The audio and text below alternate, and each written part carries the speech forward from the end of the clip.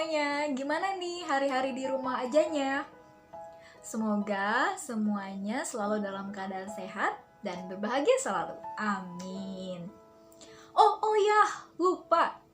Saya belum perkenalkan diri. Nama saya Rosi Agustini, tapi sering dipanggil Oci. Nah, murid-murid saya, karena saya English tutor ya, sering panggil saya Miss Oci. Seperti itu. Salam kenal bagi yang baru kenal, hai. Dan selamat datang di video catatan belajarku episode 1. Izinkan saya cerita sedikit kenapa saya membuat video ini. Alasan yang pertama adalah saya adalah orang yang sangat ingin sekali belajar hal yang baru, menambah wawasan, dan saya suka sekali belajar. Alasan pertama adalah saya ingin bisa menyimpulkan kembali, merefleksikan, dan menggambarkan apa yang sudah saya pelajari.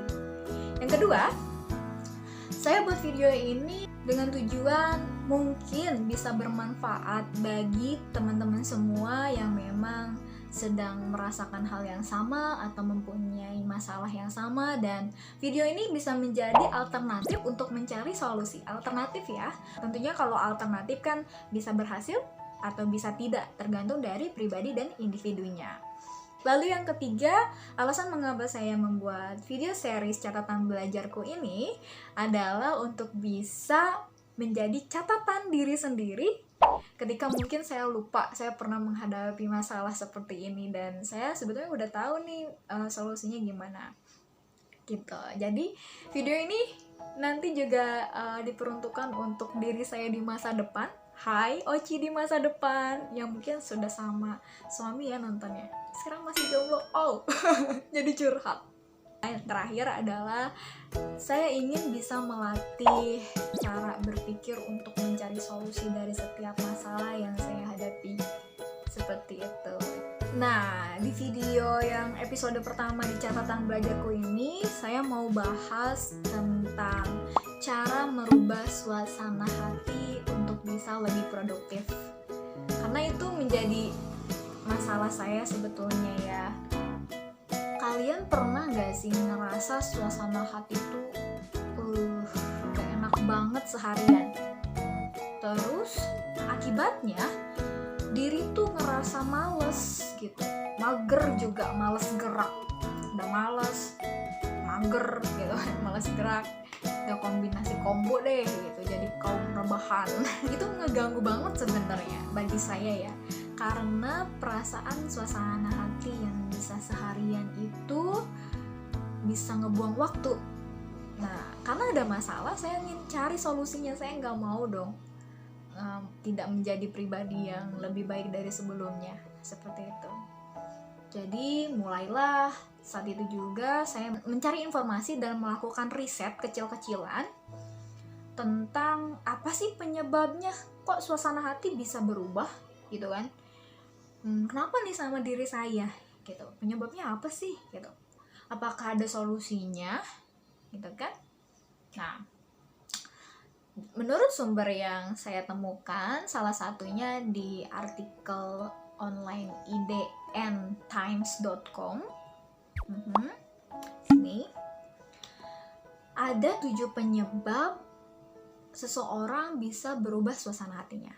Seperti yang teman-teman tahu ya, suasana hati itu kan, atau bahasa Inggrisnya mood, itu ada yang good mood, suasana hati yang enak, baik gitu ya. Ada juga yang suasana hati bad mood, gak enak, jengkel gitu. Kalau kata bahasa Sundanya mah rujit gitu ya. Ada yang orang Sunda di sini. Saya orang Sunda soalnya. Hai, samaan ya. Penyebabnya itu adalah ada 7 tadi. Yang pertama bisa disebabkan karena hormon, suasana hati kita bisa berubah. Terutama yang wanita. Wanita itu kan ada jadwal menstruasinya. Nah, setiap bulan itu pastinya kadar progesteron akan menurun, lalu bisa merubah suasana hati. Jangan salah, laki-laki juga bisa mengalami dari good mood ke bad mood atau bad mood ke good mood juga.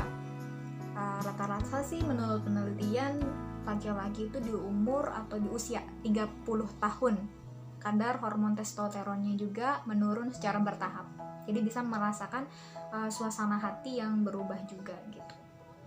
Yang kedua, penyebabnya bisa disebabkan karena dehidrasi. Dehidrasi adalah kekurangan cairan tubuh ya. Jadi ketika badan kita kurang cairan tubuhnya, itu bisa menyebabkan suasana hati kita berubah juga gitu. Yang ketiga, bisa karena kelelahan. Karena kelelahan sering terlalu banyak aktivitas juga bisa menyebabkan suasana hati kita berubah. Yang keempat, bisa jadi karena kecemasan. Kecemasan di sini bisa berupa banyak hal ya. Intinya cemas deh, itu juga bisa merubah suasana hati kita. Yang kelima, bisa karena beban banyak pikiran gitu. Lalu yang keenam, itu bisa jadi karena kekurangan zat mineral magnesium. Zat mineral magnesium ini sebetulnya bisa didapat dari buah-buahan seperti pisang. Jika makan pisang itu bisa bikin happy katanya. Nah, ada juga di kacang-kacangan. Tapi kalau kurang, ya gitu, suasana hati bisa jadi jelek gitu kan, ngaruh ke suasana hati katanya. Senggol dikit bocok men gitu. Yang ketujuh itu bisa jadi karena kafein. Jadi orang-orang yang suka ngopi nih, menurut penelitian sih kafein bisa memang menstimulus hormon serotonin dan dopamin, yaitu hormon yang bisa menyebabkan rasa bahagia gitu. Tapi kalau misalnya kebanyakan nih kafeinnya, bisa berefek samping kembung dan hati berdebar bagi yang nggak biasa ya, apalagi yang asam lambungnya tinggi itu bisa kembung sama susah tidur. Nah, itu dia 7 penyebabnya. Nah, saya belajar dari sini bisa mengidentifikasi kalau suasana hati saya kira-kira nggak enak nih ya. Apa sih yang harus dilakukan? Pertama, saya harus tahu penyebabnya apa. Yang kedua, saya belajar untuk bisa mencarikan solusinya, untuk bisa men-switch, mengubah lagi suasana hati saya menjadi good mood dan bisa lebih produktif seperti itu. Nah, sekarang kita tiba pada solusinya nih. Ketika kalian suasana hatinya lagi gak enak, gimana supaya bisa merubahnya secara instan? Menurut Tony Robbins, seorang pakar NLP (Neuron Linguistic Program), menurut beliau ada 3. Teman-teman tahu kan Tony Robbins? Pasti udah familiar deh. Tony Robbins ini sering melatih orang-orang sukses di dunia juga. Artis juga banyak yang dilatih sama Tony Robbins. Nah, 3 caranya itu gimana? Yang pertama harus ubah gerak. Yang kedua, ubah fokus. Yang ketiga, ubah arti. Nah, maksudnya gimana sih? Jadi, saya udah pernah nyoba dan it works, itu berhasil, lumayan ya. Jadi, pernah waktu itu saya suasana hatinya jelek banget, suram kayak gitu ya. Mungkin karena sudah dekat dengan jadwal menstruasi. Tapi kalau dipikir-pikir sih kayaknya penyebabnya itu 2. Pertama, saya waktu itu lagi kelelahan banget. Yang kedua, banyak pikiran. Gitu penyebabnya. Nah, lalu saya ubah gerak tuh pertamanya. Dari saya pusing sendiri gitu kan, pengennya tiduran mulu, tapi karena kelelahan, saya rubah posisi duduk saya yang tadinya agak bongkok kayak gini, tegak. Tuh. Terus tangan saya diatasin, dagunya juga diatasin gini, dan senyum kayak gitu. Nah, ya gitulah ya. Ngubah geraknya gitu. Terus selain itu saya juga jalan-jalan sebentar nih untuk mengalihkan fokus. Itu yang kedua. Jadi yang pertama tadi ubah geraknya, yang kedua ubah fokus.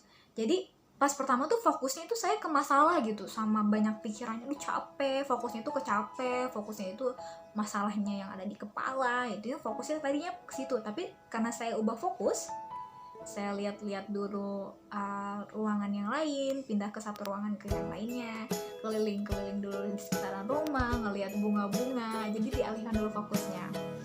Lalu setelah itu ubah arti. Yang ketiga, ubah arti itu gimana maksudnya? Nah, ketika saya mempunyai permasalahan tadi banyak pikiran ya, saya mengartikan itu sebagai hal yang punya makna hikmah, makna yang positif gitu. Oh ya, berarti saya menghadapi ini agar saya nantinya bisa jadi orang yang lebih cekatan lagi dan tidak menunda-nunda. Jadi saya bisa dipercaya juga sama banyak orang, makanya banyak tugas yang harus saya selesaikan seperti itu.